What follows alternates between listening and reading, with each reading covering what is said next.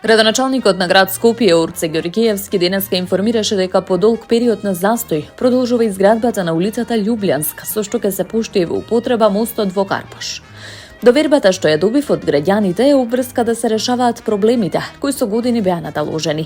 Денес со задоволство можам да информирам дека продолжува реализацијата на проектот за поврзување на улицата Љубљанска со Скупи, со што овој важен мост на реката Вардар конечно ќе биде ставен во функција на граѓаните, истакна Ѓорѓиевски. Тој потсети дека проектот беше стопиран поради неопходности од обезбедување мислење и дозвола од Конзерваторскиот центар за заштита на локалитетот Скупи, согласно законската регулатива.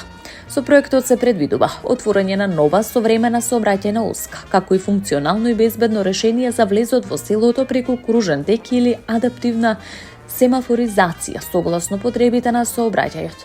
Нашата цел е намалување на сообраќајниот метеж, целосна заштита на културното наследство кај локалитетот Скупи и обезбедување безбеден и ефикасен проток за возила и пешаци, нагласи Ѓорѓиевски.